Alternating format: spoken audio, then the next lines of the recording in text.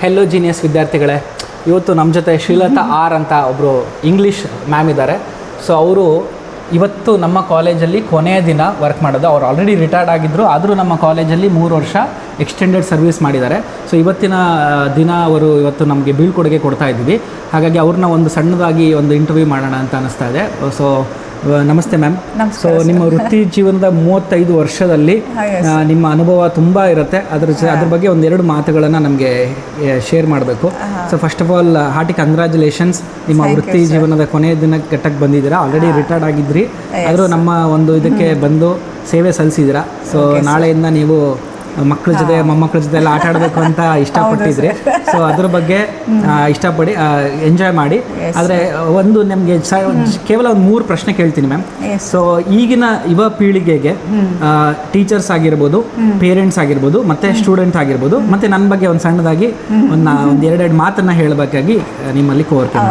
ಹಾಂ, ಏನಿಲ್ಲ, ಪೇರೆಂಟ್ಸ್ಗೆ ಅಥವಾ ಟೀಚರ್ಸ್ಗೆ ಯಾರಿಗೇ ಆಗಲಿ ಸರ್, ಒಂದು ಮಕ್ಕಳ ಮನಸ್ಸನ್ನು ಅರ್ಥ ಮಾಡಿಕೊಂಡು ಮಕ್ಕಳು ಯಾವ ಒಂದು ಮಟ್ಟದಲ್ಲಿ ಇರ್ತಾರೆ ಅದಕ್ಕೆ ತಕ್ಕಂಗೆ ಅವರನ್ನು ಗೈಡ್ ಮಾಡ್ತಾ ಹೋದರೆ, ಅವರಿಗೆ ಕಲ್ಸೋಕ್ಕೆ ಹೋದರೆ ಖಂಡಿತ ಅವ್ರು ಚೆನ್ನಾಗಿ ಕಲಿತಾರೆ. ಆ್ಯಂಡ್ ನಿಮ್ಮ ಬಗ್ಗೆ ಹೇಳಬೇಕಂದ್ರೆ ನಾನು ಹೇಳೋಂಗೆ ಇಲ್ಲ sir. You are such a inspiring and motivating person.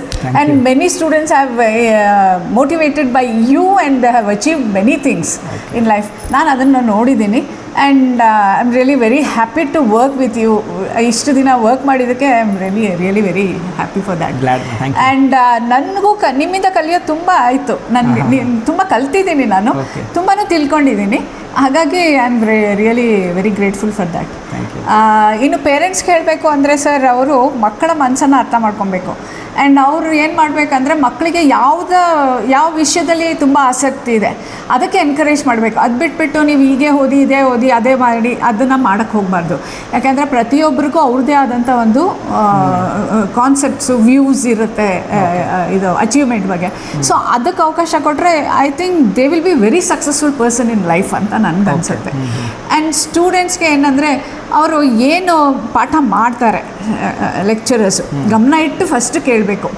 ಆ ಕೇಳಿದ್ದನ್ನು ಅವ್ರೇನು ಮಾಡಬೇಕು, ಮನೆಗೆ ಹೋಗಿ ಅದನ್ನೇ ಒಂದು ಸಲ ಓದಿ ಅದನ್ನು ತಿಳ್ಕೊಂಡ್ರೆ ಅವ್ರಿಗೇನಾಗುತ್ತೆ, ಇನ್ನೂ ಚೆನ್ನಾಗೇ ಮನಸ್ಸಿನಲ್ಲಿ ಇಟ್ಕೊಳ್ಳೋಕ್ಕಾಗುತ್ತೆ. ಈಗ ಇನ್ನೊಂದು, ಅವ್ರಿಗೆ ಎಷ್ಟೋ ಸಂದರ್ಭದಲ್ಲಿ ನಾವು ಡೌಟ್ ಕೇಳಿಬಿಟ್ರೆ ಕ್ಲಾಸಲ್ಲಿ ಬೇರೆಯವರೆಲ್ಲ ನಮ್ಮನ್ನ ಆಡ್ಕೋತಾರೆ. ನಮಗೆ ಡೌಟ್ ಬಂತಾ, ನಾವು ನೇರ ಕೇಳಬೇಕು. ನಾವು ನಮಗೇನು ಡೌಟ್ ಬಂದಿರುತ್ತೆ ಅದು 4 ಜನಕ್ಕೆ ಇರುತ್ತೆ, ಬಟ್ ಅವರು ಮುಂದೆ ಬಂದಿರಲ್ಲ ಕೇಳೋಕ್ಕೆ. ಸೊ ನಾವು ಕೇಳಿದಾಗ ಏನಾಗುತ್ತೆ, ಅವರಿಗೂ ಅದು ಅರ್ಥ ಆಗುತ್ತೆ. So they can actually learn more from that ಅನ್ನುವಂಥದ್ದು. ಇದು ಸ್ಟೂಡೆಂಟ್ಸ್ ಮಾಡಬೇಕಾಗಿರುವಂಥದ್ದು. ಜೊತೆಗೆ ಅವ್ರು ಏನಂತಂದರೆ ಇರಲಿ, ಎಲ್ಲ ಥರದ ಆ್ಯಕ್ಟಿವಿಟೀಸು ಇರಬೇಕು. ಸ್ಪೋರ್ಟ್ಸ್ ಇರಬೇಕು, ಮಕ್ಕಳಿಗೆ ಎಕ್ಸ್ಟ್ರಾ ಕರಿಕ್ಯುಲರ್ ಆ್ಯಕ್ಟಿವಿಟೀಸ್ ಇರಬೇಕು. ಬರೀ ಓದು ಅಂತಂದರೆ ಒಂಥರ ಅದೇನೋ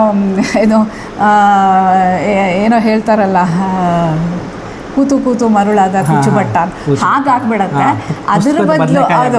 ಅದ್ರ ಬದಲು ಏನು ಮಾಡಬೇಕಂದ್ರೆ ಮಕ್ಕಳಿಗೆ ಎಲ್ಲ ಥರದ ಆ್ಯಕ್ಟಿವಿಟೀಸಲ್ಲೂ ಭಾಗವಹಿಸೋಕ್ಕೆ ಅವರಿಗೆ. ಆ್ಯಂಡ್ ಮೋರ್ ಓವರ್ ನಾನು ಹೇಳೋದೇನು ಅಂದರೆ, ಮಕ್ಕಳಿಗೆ ಈ ಮೊಬೈಲು ಅದು ಇದು ನಮಗೆ ಸಿಗ್ಬೋದು, ಇಂಟರ್ನೆಟ್ಟು ಅದು ಇದರಲ್ಲಿ ಮಾಹಿತಿಗಳು ಸಿಗ್ಬೋದು ಈಸಿಯಾಗಿ.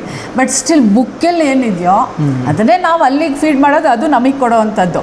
ಸೊ ಬುಕ್ಸ್ನ ಓದಿದ್ರೆ ನಮ್ಮ ಒಂದು ನಾಲೆಜ್ ಏನಿದೆ ಅಥವಾ ನಮಗೆ ಬೇಕಾಗಿರೋ ಇನ್ಫಾರ್ಮೇಷನ್ ವೈಡಾಗಿ ನಾವು ತಿಳ್ಕೊಬೋದು ಅನ್ನೋದು ನನ್ನ ಅನುಭವ. ಹಾಗಾಗಿ ಅದನ್ನು ಮಾಡಬೇಕು ಮಕ್ಕಳು ಹೆಚ್ಚಾಗಿ, ಅಂದರೆ ಒಳ್ಳೆಯದು ಅಂತ ನನಗೆ ಅನಿಸುತ್ತೆ sir. Thank you sir. Thank you for ಒಂದು ಮಾತು ಹೇಳಿದರು, ಪೇರೆಂಟ್ಸಿಗೆ ಒಂದು ಕಿವಿ ಮಾತು ಹೇಳಿದರು, ಅಂದರೆ ಮಕ್ಕಳಿಗೆ ಏನು ಇಷ್ಟ ಆಗುತ್ತೆ ಅದಕ್ಕೆ ಬಿಡಿ ಅಂತ. ಅದೊಂದು ಪಾಯಿಂಟ್ ನನಗೆ ನಾನು ಕೋರಿಲೇಟ್ ಮಾಡ್ಕೊಳ್ಳೋದೇನಂದರೆ, ಈಗ IPL ನಡೀತಾ ಇದೆ, ನೀವು ನೋಡಿರ್ಬೋದು ವೈಭವ್ ಸೂರ್ಯವಂಶಿ ಅಂತ. ಅವರು 14 ವರ್ಷಕ್ಕೆ ಒಂದು ಕ್ರಿಕೆಟ್ ಜಗತ್ತೊಳಗೆ ತುಂಬ ಫೇಮಸ್ ಆದರು, ವರ್ಲ್ಡ್ ವೈಡ್ ತುಂಬ, ಅದು ಇಂಡಿಯಾದಲ್ಲಂತೂ ತುಂಬ ಫೇಮಸ್ ಆಗಿದ್ದಾರೆ, ಪ್ರಪಂಚದಾದ್ಯಂತ ಅವ್ರ ಹೆಸರಾಗ್ತಿದೆ. ಯಾಕೆ ಅಂದರೆ ಅವರು ಮೋಸ್ಟ್ಲಿ ಒಂದು 5-6 ವರ್ಷದಿಂದ ಮಗು ಇದ್ದಾಗ ಅವ್ರ ಅಪ್ಪ ಅಮ್ಮ ಅವರ ಕ್ರಿಕೆಟಲ್ಲಿ ಸ್ಕಿಲ್ಸ್ ಇರೋದನ್ನ ಗಮನಿಸಿ ಅವರಿಗೆ ಕೋಚಿಂಗ್ ಕೊಟ್ಟು, ಈಗ ಬರೀ 14 ವರ್ಷದ ಮಗು, 15 ವರ್ಷದ ಮಗು ಕೋಟಿ ಗಂಟ್ಲೆ IPL ಅಲ್ಲಿ ಅರ್ನ್ ಮಾಡ್ತಾ ಇದ್ದಾನೆ. ಆ ಕೋಟಿ ಬಿಟ್ಬಿಡೋಣ, ಆದರೆ ಹೆಸರು ಫೇಮಸ್ಸು, ಆದರೆ ಹೆಸರು ಸಕ್ಸಸ್ ಸೊ ಆ ಅನ್ನೋದೇನಿದೆ ಸ್ಕಿಲ್ಗೆ ಬೆಲೆ ಕೊಟ್ಟಿರೋದ್ರಿಂದ ಅವರ ಟ್ಯಾಲೆಂಟನ್ನ ನೋಡಿರೋದ್ರಿಂದ ಅವ್ರ ಅಪ್ಪ ಅಮ್ಮ ಅಕಸ್ಮಾತ್ ಬರೀ ನೀನು ಓದಕ್ಕೆ ಅಷ್ಟೇ ಓದು ಪರವಾಗಿಲ್ಲ ಅದೆಲ್ಲ ಬೇಡ ಅಂತ ಬಿಟ್ಟುಬಿಟ್ಟಿದ್ರೆ ಇವತ್ತು ವೈಭವ್ ಸೂರ್ಯವಂಶಿ ಅನ್ನೋ ಹೆಸರು ಯಾರು ಕೇಳ್ತಾನೆ ಇರಲಿಲ್ಲ. ಅದೇ ರೀತಿ ತುಂಬಾ ಜನ ಇದ್ದಾರೆ. ಫಾರ್ ಎಕ್ಸಾಂಪಲ್ ನಮ್ಮ ಕರ್ನಾಟಕದ ಕಿಶನ್ ಅವರು 10ನೇ 11ನೇ ವಯಸ್ಸಿಗೆ ಡೈರೆಕ್ಷನ್ ಮಾಡಿದ್ದಾರೆ. ಹಾಗಾಗಿ ಸುಮಾರಷ್ಟು ಈ ತರ ಹೆಸರುಗಳು ಮಕ್ಕಳು ಇರ್ತಾರೆ. ಅವರ ಪೇರೆಂಟ್ಸ್ಗೆ ಹ್ಯಾಟ್ಸ್ ಆಫ್. ಯಾಕಂದ್ರೆ ಆ ಮಕ್ಕಳಲ್ಲಿರುವಂತ ಒಂದು ಟ್ಯಾಲೆಂಟ್ ಸ್ಕಿಲ್ ನ ಗಮನಿಸಿ ಆ ಲೈನಲ್ಲಿ ಫ್ರೀಡಮ್ ಕೊಟ್ಟಿರೋದ್ರಿಂದ ಅದು ಸಾಧನೆ ಮಾಡೋಕ್ಕಾಯ್ತು. Thank you ma'am. Anyway, so ಈ ಒಂದು ಸಣ್ಣ ಟೈಮಲ್ಲಿ ನೀವು ಒಂದಿಷ್ಟು ಮಾಹಿತಿಗಳನ್ನು ಮತ್ತು ಕಿವಿ ಮಾತುಗಳನ್ನ ಫ್ಯೂಚರ್ ಜನರೇಷನ್ ಕೊಟ್ಟಿದ್ದೀರಾ. ಸೊ ನಿಮ್ಮ ಜೊತೆ ಸರ್ವಿಸ್ ಮಾಡಿದ್ದಕ್ಕೆ ನಮಗೂ ತುಂಬ ಖುಷಿ ಇದೆ. So once again happy farewell to you and thank you very much ma'am. ಕಾಂಟ್ಯಾಕ್ಟಲ್ಲಿರಿ, ನಮಗೆ ನಿಮ್ಮ ಅನುಭವ ಹೆಲ್ಪ್ ಆಗಲಿ.